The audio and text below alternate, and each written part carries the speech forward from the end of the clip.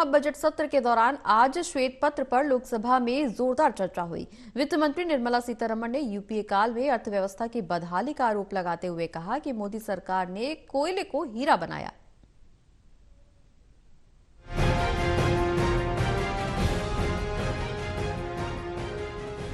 लोकसभा में आज केंद्र सरकार की ओर से लाए गए श्वेत पत्र पर जोरदार चर्चा हुई। इस दौरान केंद्रीय वित्त मंत्री निर्मला सीतारमण ने अर्थव्यवस्था की बदहाली का आरोप लगाते हुए तत्कालीन यूपीए सरकार पर जोरदार हमला बोला। केंद्रीय वित्त मंत्री निर्मला सीतारमण ने कहा कि आप लोगों ने कोयले को राख बनाया, लेकिन हमने अपनी नीतियों के दम से उसी कोयले को हीरा बना दिया। आज वही हीरा खनिज क्षेत्र अपनी अलग चमक फैला रहा है। केंद्रीय वित्त मंत्री निर्मला सीतारमण ने आगे कहा कि यूपीए ने कोयला घोटाला कर देश का बहुत बड़ा नुकसान किया। सुप्रीम कोर्ट ने भी कहा था कि जिस तरीके से खदानों का आवंटन किया गया था वो भी गलत तरीके से किया गया है। इस दौरान निर्मला सीतारमण ने कॉमनवेल्थ घोटाला और इसके अलावा 2G स्पेक्ट्रम घोटाले का मुद्दा भी उठाया। केंद्रीय वित्त मंत्री निर्मला सीतारमण ने कहा कि पीएम मोदी की वजह से हम कोविड जैसी आपदा के बाद भी देश की अर्थव्यवस्था लगातार आगे बढ़ा रही है और मजबूती दे रही है। केंद्रीय वित्त मंत्री निर्मला सीतारमण ने आगे कहा कि हमारे लिए देश सबसे पहले आता है। यही वजह है कि हमारे बीते 10 साल में देश की अर्थव्यवस्था इतनी मजबूत हुई कि आज ये विश्व की 5वें नंबर की अर्थव्यवस्था है। इस देश में 12 दिन का दिल्ली में ही होने वाले कॉमनवेल्थ गेम्स का हालात क्या हुआ जी? पूरे दुनिया जानती, पूरा दुनिया देखा। टॉयलेट नहीं बन पाए, फ्लैट्स नहीं बन पाए, गेम्स विलेज नहीं बन पाए, करोड़ों का रुपया का घोटाला हुआ और उसके बाद उसका विपरीत देखिए, कॉमनवेल्थ गेम्स का इतना फ्लॉप शो हुआ, भारत का बदनाम हुआ पूरे दुनिया में।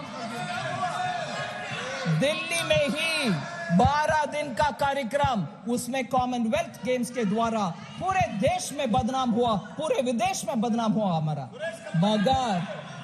मगर आज देखिए G20 7 प्लेसेस में पूरे भारत देश में, किसी एक स्टेट को छोड़ा नहीं। आप भी करो भैया, आप भी होस्ट करो, आपके चीफ मिनिस्टर भी उसमें बैठ जाओ।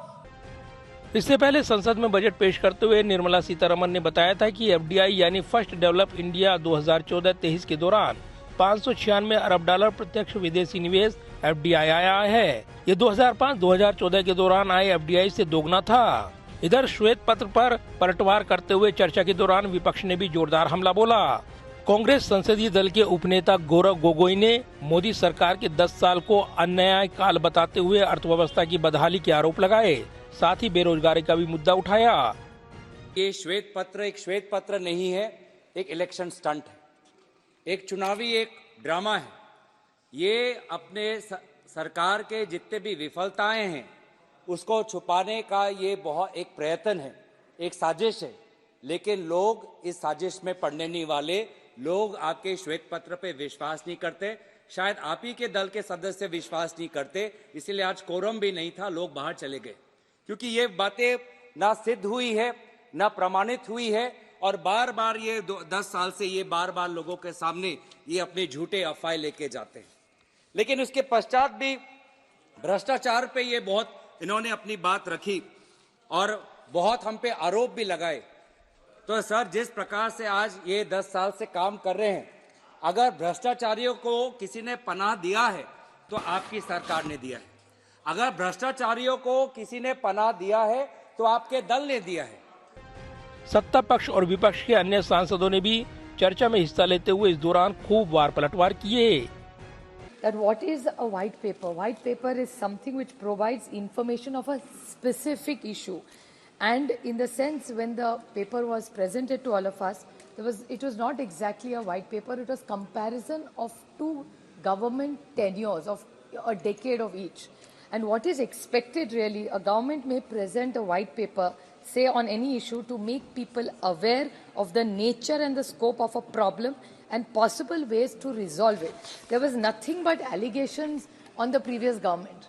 So there was no suggestions, nothing new coming up, sir, as you're aware, that globally today, artificial intelligence is really going to come straight from agriculture to education to industrialization. It's going to change all our lives. You call it disruption, you call it change. We'll all have to adapt to this. So I actually expected a white paper for this government at the fag end of 5 years to come up and spend this entire day on not be a prisoner of the past and the history, but talk about something that today we can all put all our minds together. केंद्र सरकार ने कल यानी गुरुवार को ही संसद में आर्थिक स्थिति को लेकर श्वेत पत्र पेश किया था। ये श्वेत पत्र 2004 से 2014 तक के यूपीए के कार्यकाल और साल 2014 से अब तक एनडीए काल में आर्थिक स्थिति पर लाया गया था।